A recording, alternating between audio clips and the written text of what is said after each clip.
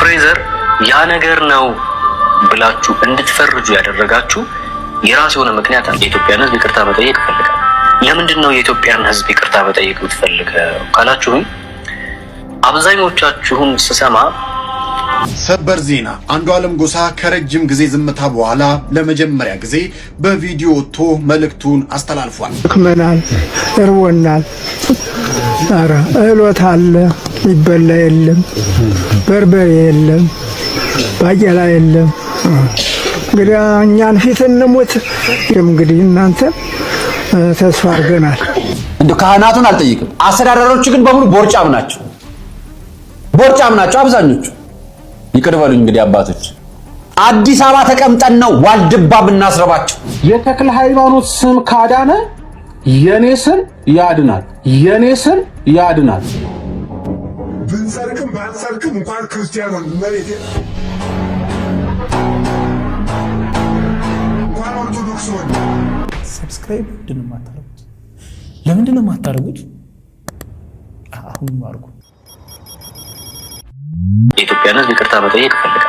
ለምንድን ነው የኢትዮጵያን ሕዝብ ይቅርታ መጠየቅ የምትፈልገው ካላችሁኝ አብዛኞቻችሁን ስሰማ ፍሬዘር ከዚህ ይህን ሰሞን ከነበረው ጉዳይ ጋር ይቅርታ ፍሬዘር ያ ነገር ነው ብላችሁ እንድትፈርጁ ያደረጋችሁ የራስ የሆነ ምክንያት አለ። አንዳንዶቹ ከምቀኝነት ነው፣ እኔን ከመጣል ያው እነሱ ያ ነገር ስለሆኑ ማለት ነው፣ አሁን ብሎ ነገሮችን ከማቀሳሰር አንጻር ነው።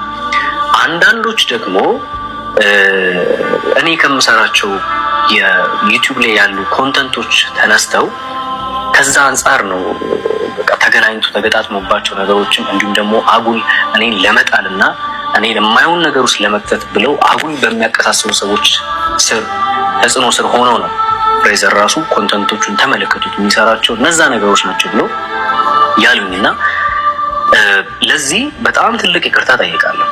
ምናልባት የአይምሯችሁን ጎድቼው ከሆነ በሰራኋቸው ኮንተንቶች ላይ አይምሯችሁን ምንድን ነው የሚባለው አቆሽሼው ከሆነ ወይ ደግሞ ጎድቼው ከሆነ ከልብ የመነጨ ይቅርታ ጠይቃለሁ። ማንን?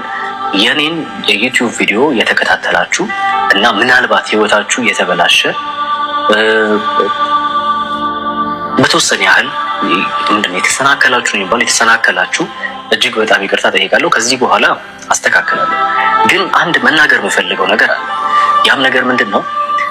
ለምሳሌ እዚህ ጋር የዩቲዩብ ተምኔሎቹን በነገራችን ላይ ይህንን ነገር የተናገራችሁ ሰዎች በተለይ አንዳንድ ሚዲያው ላይ ያዩዋችሁ ሰዎች አላችሁ። የኔ ዩቲዩብ ላይ የምሰራቸው ቪዲዮዎች አይታችሁ ይሄ ልጅ እንደዚህ ነው፣ ይሄ ልጅ እሱ ራሱ ብላችሁ ያላችሁ የምር ከልብ ቅንነት ተነስታችሁ ያላችሁ ማለት ትንሽ ተምኔሎቹ ምናምን አይታችሁ ትንሽ ግራ ያጋባችሁ ሰዎች አልፈርድባችሁ። እናንተን የማልፈርድባችሁ ሰዎች ለመሰላችሁ አብዛኞቻችሁ እርግጠኛ ሆኜ መናገር ይችላል 100% እርግጠኛ ሆኜ መናገር በሚችል ደረጃ እኔን ከሶፎንያስ ጋር በተፈጠረው ጉዳይ ጋርና እኔ ከምሰራው ኮንተንት ጋር አንድ ላይ አገናኝታችሁ ይኸው ልጁን ተመልከቱት የሚሰራው ስለ ወሲብ ነው፣ ወሲብ ነክ ነገሮች ብቻ ነው የሚሰራው ብላችሁ ያላችሁ ሰዎች አብዛኞቻችሁ ብዬ መናገር እችላለሁ ቪዲዮውን ከፍታችሁ ሐሳቡን አልሰማችሁት።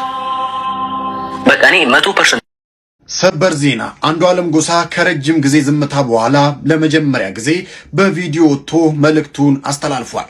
ሰሞኑን በሶሻል ሚዲያ ላይ የተለያዩ ጉዳዮች እየተነዙ ይገኛሉ። እኔ ምንም እምከፍለው ጉማ ወይንም ደግሞ ካሳ የለም፣ ድርጊቱን እኔ አልፈጸምኩትም፣ እኔ እስር ላይ ነበርኩኝ፣ ሐዘኔን እንኳን በቅጡ ልወጣ አልቻልኩም፣ እኔም ባለቤቴን ያጣሁት ሐዘን ውስጥ ነኝ ያለሁት። ታዲያ ከቤተሰቦቿ ጋር ጥሩ ግንኙነት እንዲኖረኝ ብዬ አባገዳዎችን የሀገር ሽማግሌዎችን ልክ ያለው የሀገር ሽማግሌዎች ደግሞ ግራ ቀኙን አይተው ነው የሚወስኑት። ለእኔ የተለየ የሚወስኑት ምንም ነገር የለም ሲል በአፋን ኦሮሞ መልእክቱን አስተላልፏል። ታዲያ ሌሎች ጉዳዮችም አሉ፣ ቀጥዬ አቀርብላችኋል። ክመናል፣ እርቦናል፣ ኧረ እህሎት አለ ይበላ የለም፣ በርበሬ የለም፣ ባቄላ የለም። እንግዲህ እኛን ፊት እንሙት። እንግዲህ እናንተ ተስፋ አድርገናል፣ እናንተ ትረዱና ብለን ራብ እያንገበገበን ነው። እንደ ዘንድሮ ያለ ችግር የለም። እንዲህ የገዳም አባቶች ተቸግረው ገዳሙ ተሰቃይተው በረሃብ እየተሰቃዩ እየሰማን እያየን አዲስ አበባ ላይ የሚገባ ጧፍ የሚገባ ዣንጥላ በጨረታ እያወጡ እየሸጡ እያየን እየሰማን ገዳም አባቶች አይደለም ቤተክርስቲያን የሚያመልኩበትና የሚጸልዩበት ጧፍና ዕጣን ቀርቶ የሚበሉት አጥተው ረሃብ በአደባባይ አስወጥቶ ከጸሎት ስፍራ ዞር አድርጎ እንዲናገሩ አበቃቸው። ኑ አዲስ አበባ እንደ ካህናቱን አልጠይቅም። አስተዳዳሪዎቹ ግን በሙሉ ቦርጫም ናቸው አብዛኞቹ። ይቅር በሉኝ እንግዲህ አባቶች። አዲስ አበባ ተቀምጠን ነው ዋልድባ ብናስረባቸው። ዋልድባ የራባቸው ብራቸውን እዚህ ይዘን ነው ካዝናችን ውስጥ አስቀምጠን ነው። በየአድባራቱ የየግል አስተዳዳሪ ካዝና እየሞላ ነው። ከአንድ ቤት 3 ቤት እየገዛን ነው። እኛ የቤተ ክርስቲያን አስተዳዳሪ ሆነን በየቀኑ ከአባይ ባንክ መኪና ቤት የቤተ ክርስቲያን ስራ ቦለታ ላይ እየተበደረን ገዳማውያን ግን እየተራቡብን ነው። የተክለ ሃይማኖት ስም ካዳነ የኔ ስም ያድናል። እንደኔና እንዳንተ ኃጢአት ያቆሸሸው ስም ስላልሆነ መድኃኒት ነው የምንለው። ዓይንህ መመልከት አይችልም እንጂ የሐዋርያት ሥራ ምዕራፍ 5 ከቁጥር 15 ላይ የቅዱስ ጴጥሮስ ጥላው ድውያንን ሲፈውስ፣ ሕሙማንን ሲፈውስ፣ ሽባውን ሲተረትር እንመለከታለን። ዳሩ ይሄንን ዓይንህ መመልከት አይችልም። የኔና ያንተ የልብሳችን ጨርቅ በሌሎች ዘንድ የሚከረፋ መዓዛ አለው። የቅዱስ ጳውሎስ ጨርቅ ግን ሕሙማንንና ድውያንን ሲፈውስ እንደነበረ የሐዋርያት ሥራ ምዕራፍ 19 ከቁጥር 11 ላይ ይናገራል። ቅዱስ ጴጥሮስ በጥላው፣ ሐዋርያው ቅዱስ ጳውሎስ በጨርቁ ራፊ ድውያን ሲፈወሱ፣ ሕሙማን ሲፈወሱ የእግዚአብሔር ቃል የእግዚአብሔር ወንጌል እንደዚህ ይነግረናል። አካውንቴ ባይዘጋ ደስ ይለኛል፣ እኛም ደስ ይለናል የምትሉ ፕሮፋይሌን ነክታችሁ እየገባችሁ የምታገኟትን ቀስት ምልክት በመጫን 20-30 ጊዜ ኮፒ ሊንክ እያደረጋችሁ አካውንቴን ከመዘጋት ታደጉ ትላለሁ። ወንድማችሁ ናታኔም ነኝ። ሰናይ በዓል፣ ሰናይ ቀን። ሰላም። ነገ ታኅሳስ 25 አቤት በእኛ በዚህ ዘመን ያሉ የሃይማኖት መምህሮች፣ ሰባኪዎች በሙሉ ስማቸውን ካፋቸው የማይለዩላቸው አደራ እኒህን ቅዱስ ሁሉም ሰው ያውቃቸው ዘንድ የምትችሉ በዕለተ ቀናቸው ልክ 25 የማትችሉ ደግሞ 3 ጊዜ ኮፒ ሊንክ በማድረግ ለሁሉም ሰው እንዲዳረስ አድርጉልኝ። ለቤቱ አዲስ የሆናችሁ ፎሎ ማድረግ እንዳይረሳ። ነገ ታኅሳስ 25 አቤት ከደቡባዊ ግብፅ ጻ ከምትባል አውራጃ የተገኘ ከደጋግ ወላጆቹ ብቸኛ ሆኖ የተወለደ ወላጆቹም ደግሞ ብቸኛ ልጃቸውን በሰርግ ሰርገው ደስታውን ማየት ይፈልጉ ነበርና ያለ ፍላጎቱ እጅግ በጣም ደም ግባቷ ለሚያምር ውብ ለሆነች ድንግል አጋቡት። ያለ ፈቃዱ ያጋቡት ይሄ ቅዱስም ወደ ጫጉላ ቤት እንደሄደ ለዚህች ድንግል እህቴ ሆይ ይሄ ዓለም ኃላፊና ጠፊ እንደሆነ ታውቂያለሽ። እኔ ወላጆቼ ያለ ፈቃዴ ነው ካንቺ ጋር ያጋቡኝ። እኔ የክርስቶስ ሙሽራ ነኝ። ስጋችንን በንጽህና ለመጠበቅ እርስ በርሳችን ብንስማማ ምን ይመስልሻል አላት። እርሷም ወንድሜ ሆይ እኔም እኮ ወላጆቼ ያለ ፍላጎቴ ነው ያጋቡኝ። እኔ ራሴን ለክርስቶስ አሳልፌ እንደሰጠው ሕያው እግዚአብሔር ያውቃል አለችው። ከዚህ በኋላ በአንድ ቤት እየኖሩ በአንድ አልጋ ላይ እያደሩ አንድ ልብስ እየተካፈሉ ድንግልናቸውን ንጽህናቸውን ጠብቀው ሊኖሩ ተስማሙ።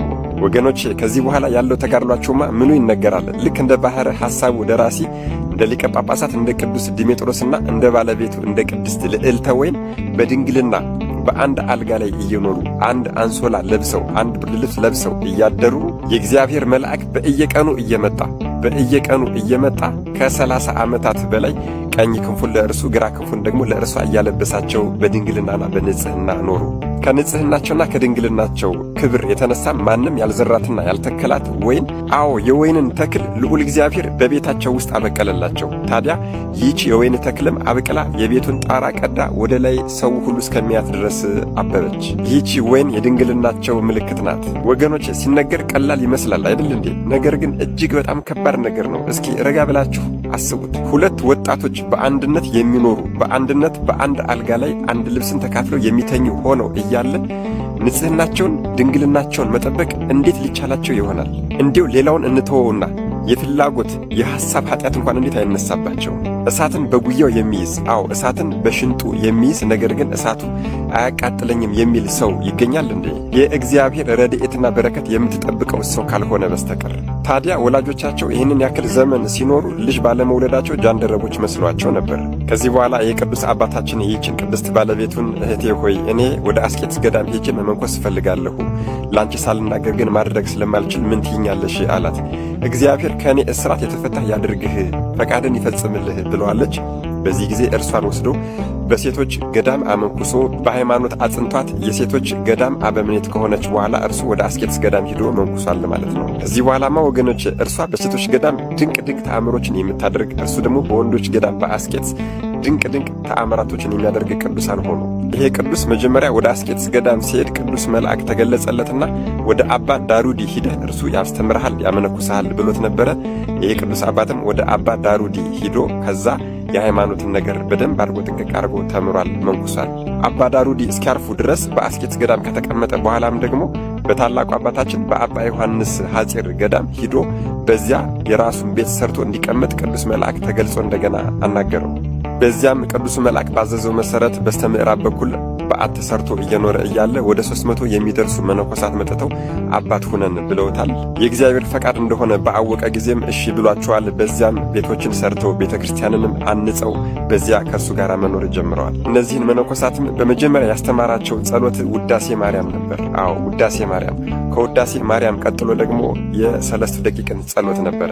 ታዲያ ውዳሴ ማርያምን ሲያደርሱ እናታችን ቅድስት ድንግል ማርያም ትገለጽላቸው ነበረ።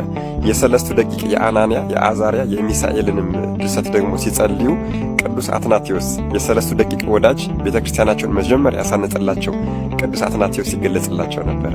ታዲያ እነዚህ 300ዎቹ መነኮሳት ወደ እርሱ በመጡ ጊዜ የተሰራችው ቤተክርስቲያን የእናታችን የቅድስት ድንግል ማርያም ቤተክርስቲያን ነበረችና ለዚህ ቅዱስ አባት እናታችን ተገለጸችላትና እኔ ከአንተ ጋር እንደኖርኩኝ ሁሉ በንጽህናና በድንግልና እንደተደሰትኩ ሁሉ በልጆችም ንጽህናና ድንግልና እደሰታለሁ፣ ከልጆች ጋር አብሬ እኖራለሁ ብላ ቃል ኪዳን ገብታለታለች። ታዲያ ከዕለታት አንድ ቀን በላይኛው ግብጽ የሚኖሩ መነኮሳት ተሰብስበው አባት ሁነን በአሉት ጊዜ እነርሱንም ልጅ አድርጎ ተቀብሎ ወደ ማህበሩ አስገብቶ እየኖሩ እያለ እሱ እነሱ የመጡበትን የላይኛው ግብጽን የምንኩስና ሕይወት ሊመለከት ሲሄድ ከደቀ መዛሙርቱ አንዱን አባ ሲኖዳ የተባለውን ልጄ ሆይ በእኔ ፈንታ ለእነዚህ መነኮሳት ቁምላቸው፣ እኔ አንድ ቦታ ደርሼ እመጣለሁ ብሎት እሱን ተከትሎት ይሄዳል።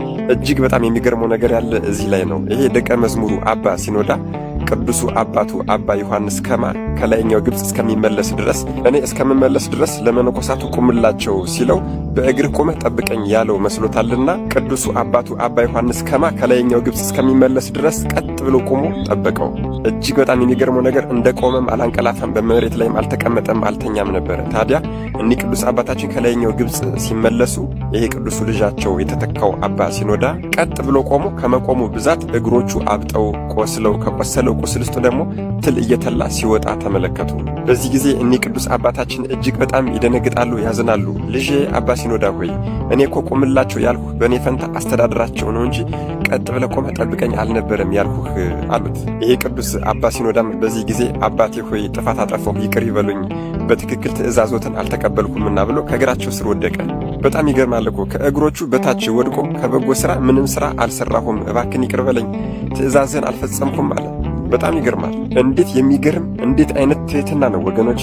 እሳቸውም ጎንበስ ብለው ደቀ መዝሙራቸውን ልጃቸውን አባ ሲኖዳን ትከሻና ትከሻውን ይዘው አንስተው አቆመውታል። እኒህ ቅዱስ አባት በዚህ አይነት ተጋድሎ ብዙ ደቀ መዛሙርትን ብዙ ልጆችን አፍርተው ድንቅ ተአምራትን አድርገው ታኅሳስ 25 ቀን አርፈዋል ማለት ነው።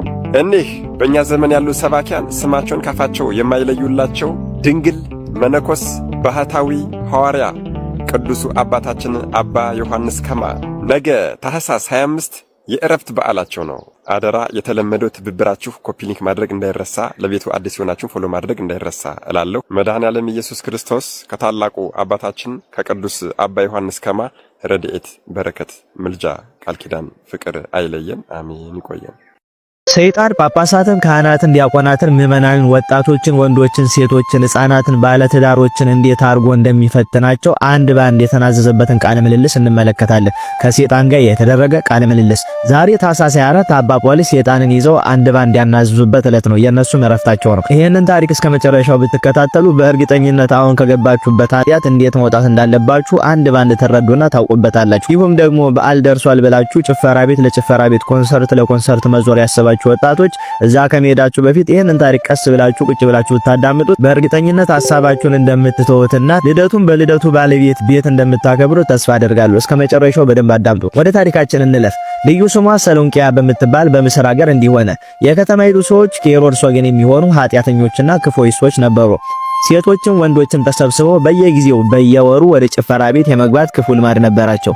መነኩሴ የሆነው ቅዱስ አባ ጳውሊም እድሜው 15 ዓመት የሆነው አንድ ዲያቆን መነኩሴ አስከትሎ ከዚያች ሀገር ደረሰ። ቀኑም ሮብ ነበር። በዚያችም ቀን የሀገሪቱ ሰዎች ሴቶቹም ወንዶቹም ተሰብስበው ወደ አንዲት ጭፈራ ቤት ሲሄዱ አባ ጳውሊ ባደረበት የእግዚአብሔር ጸጋ የሰዎቹን ኃጢአት በግልጽ የሚያሆነ ከሰዎቹም አንዱን ጠርቶ ይሄን ክፉ ሥራ ለምን ትሰራላችሁ? ወደ ዳንስ ቤትስ ከሚስቶቻችሁ ጋር ከልጆቻችሁ ጋር ለምን ትገባላችሁ? አለው። ሰውየውም በመኝታችን ከሚስቶቻችን ጋር አንድ እንደምንሆን በዳንስ ቤትም ከሴቶች ጋር አንድ እንሆናለን አለው። አባ ጳውሊን ማንን እንደምታመልኩ እስቲ ንገረኝ ሲለው ሰውየውም ከሄሮድስ ወገን ነን፣ የምናመልከው ከቀደሙ አባቶቻችን ያገኘነውን ጣዖት ነው አለውና ሄዶ ከዳንስ ቤቱ ገባ። አባ ጳውሊም ከእርሱ ጋር ያለውን ዲያቆን ወንድሜ የዚህ ሀገር ሰዎች ኃጢአታቸው ታላቅ ነው። ሌሊት በሆነ ጊዜም አባ ጳውሊ ቀስ ብሎ ተነስቶ ማንም ሳያየው ወደዚያ የዝሙት ቤት እየጸለየ ሄደ። ከበርም ቆሞ ሰዎቹ ራቁታቸውን ሆነው ዝሙት ሲሰሩ ሲጮሁ ድምጻቸውን ሰማቸውና እጅግ አዘነ፣ አለቀሰም። ወደ ምድርም እየሰገደ እነዚህ ሰዎች ለሌሎች ኃጢአት ምሳሌ እንዳይሆኑ አጥፋቸው እያለ ወደ እግዚአብሔር ጸለየ። እግዚአብሔርም ጸሎቱን ሰማውና ሰዎቹን የሚያስታቸውን ሰይጣን ሚስጥሩን ይነግረው ዘንድ ሰይጣንን ወደ እርሱ ላከው። አባ ጳውሊም ጸሎቱን እንደጨረሰ ሰይጣን ጥቁር ሰው መስሎ እንደ እሳት የሚንቦጎቦግ የተመዘዘ ሰይፍ ይዞ ራቁቱን ከዳንስ ቤቱ ሲወጣ አየው። ያም ሰይጣን በማስፈራራት ከዳንስ ቤቱ በር ላይ በቆመ ጊዜ አባ ጳውሊም አንተ ማን ሰይፍስ በእጅ የመዘዝከው ለምንድን ነው አለው። ሰይጣኑም የምትሻውን ጠይቀኝ እንጂ አንተ ማን አትበለኝ፣ ከፈጣሪ ከጌታ ያለመንኮን አንተ ታውቃለህ። እኔ ከፈጣሪ ታዝዣለሁና የአዛዥን ትእዛዝ ተላለፍ ዘንድ አይቻለኝም አለው። ከዚህም በኋላ አባ ጳውሊ ብዙ ጥያቄ ጠይቀሃለሁና እንዳትዋሸኝ በያው እግዚአብሔር ስም አምያለሁ ግዣለሁ ባለውና በመስቀሉ ባሰረው ጊዜ ሰይጣንም የምትሻውን ጠይቀኝ ትእዛዝህን ተላለፍ ዘንድ ኃይሌ በጸሎት ደክሟልና በፈጣሪም ስም አውግዘኸኛልና ሳልዋሽ እነግርሃለሁ አለው። አባ ጳውሊ መጀመሪያ ከሰዎች ባንዱ አድረ በኃጢአት ተጥሎ ዘንድ አጋዥ የሚሆን ምንድነው አለው። ሰይጣንም ሰው በእግዚአብሔር ሕግ ጸንቶ ሳለ በማንም ላይ ማደር አይቻለኝም፣ ነገር ግን ፈጽሞ ይቅር ባይ ከሆነ ከእግዚአብሔር ሕግ ትንሽ ፈቀቅ ቢል እንዲሁም ደግሞ በየጊዜው ስሙን ባይጠራ ያን ጊዜ በእርሱ ላይ ለማደር ኃይል እናገኛለን። የእግዚአብሔርን ስሙን መጥራት ያልኩህም በፍጹም ሃይማኖት ሆኖ